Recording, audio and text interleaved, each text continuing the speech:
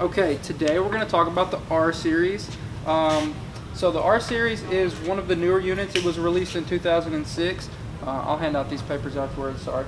And it's designed to be a crash cart unit, so mainly stay in hospitals and be pushed around from room to room. So I'm just going to walk through the accessories. As far as accessories go, it's pretty, it's kind of like a combination of the M Series and the E Series for some of these things. So we'll start with the most unusual thing about it. This is the one-step Ecg cable. So I should take this in. Yeah, turn that around on Neil. You can see there on the back where the Ecg and the multifunction ports are. This cable has both of them at the same time. So multifunction Ecg, just like that. Your leads go in here like that. So you can have it hooked up as well as hook up the paddles, or excuse me, not paddles, pads to the patient, so that you can keep the heart rhythm, see what's going on there, and then shock if you need to. So this morning we actually discovered that, I mean, of course we knew it had hard paddles, but you cannot have hard paddles and do Ecg leads at the same time, because this goes in here for the paddles, and that takes up the spot where the Ecg would go.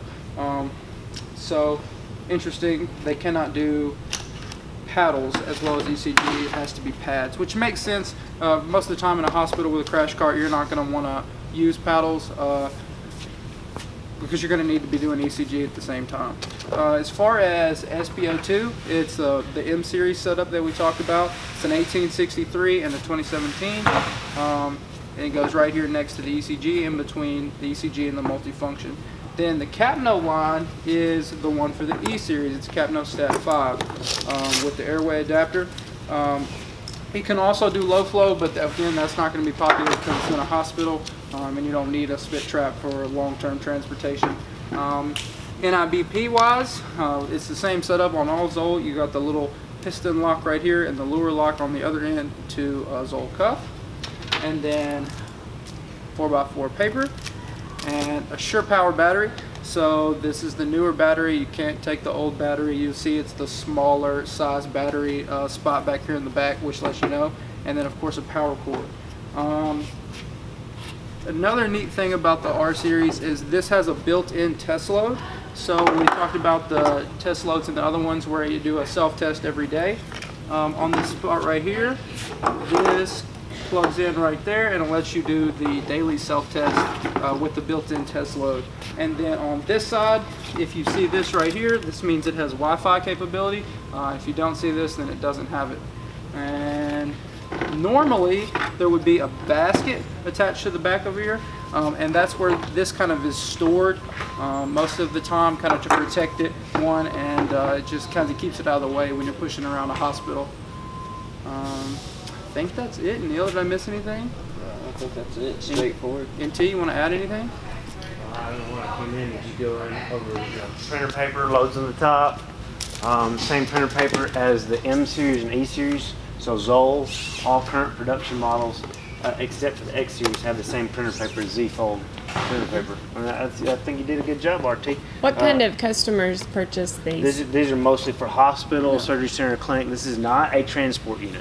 This is not meant for EMS. This is meant for anything that's more stationary. That's why it's not built as rugged. It does not have a carrying case. It's really meant for crash cart use only. So surgery centers, hospitals, some clinics with little small waiting rooms. Did you go over the fact it could be BLS or ALS, the two differences? I didn't, so yeah. So there's two different types of R Series.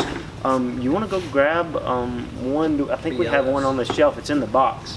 Real quick, so this one is an ALS, which is the same thing as you went over last time in the M Series and E Series, if y'all remember.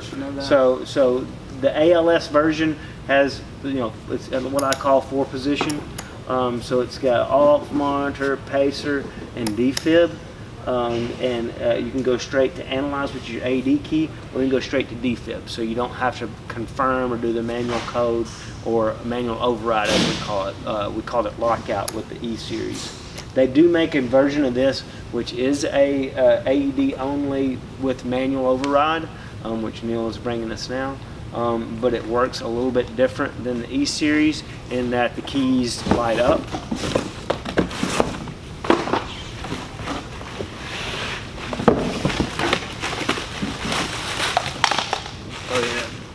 So here's the, so this, just so y'all know, this used to be called the R Series Plus. Now it's called the R Series BLS. I'm sorry, it used to be called the R Series BLS. Now it's called the R Series Plus. So if you noticed here, when you turn it on, it just says AED. So right now in this mode, it's strictly an AED. You attach the pads, it talks you through the entire rescue. These also, the newer ones, if it says Plus, it's going to have CPR feedback, just like the Zoll AED Plus. So it's going to tell you how to do CPR. So right now, this is just a really nice AED. If you notice back over here in this, similar to how it did on the E Series and the M Series that had lockout, it says manual mode. You hit manual mode, and then you confirm it, and boom, look at those lights. Wow. So now everything lit up. So now you have your full 4-position, you have your AED, analyze, charge, and if you go down here, whoop, there's your pacing knobs. So now it's a full service ALS, has all the same capabilities as this R Series. So right now there's 2 current production models of R Series. There's the R Series ALS, meaning Advanced Life Support. It looks just like this, the most popular one. And then this one right here is called the R Series Plus. Used to be called the BLS, and it has this face on it right here. So when it turns on, it's always going to be in AED mode. And you saw how we hit manual and confirm. Hospitals can set it up to where if they don't want their minimally trained staff just to use this as an AED mode, they can put in a code that has to be punched in. You could hit manual and they'll say put in code and then confirm. So that's the whole point, is to keep somebody that's not trained into giving somebody a shot, because right now I can juice this thing up and hit Ryan with 200 joules if I wanted to. Try it. And just hit give it a go. But in the AED mode, it will only shock somebody who needs a shock, who's in a lethal arrhythmia. So again, so you got 2 different models, the ALS and the Plus. Sales-wise, either one of them do the same capabilities. Some people usually like what they're familiar with. The sell on this one is if you have people that are untrained or get worried about it. This one, if you notice, is fully loaded, like Ryan pointed out. It has the blood pressure little button that lights up over here, and then all your full keys light up. It has all the ports on the back. It's the exact same thing.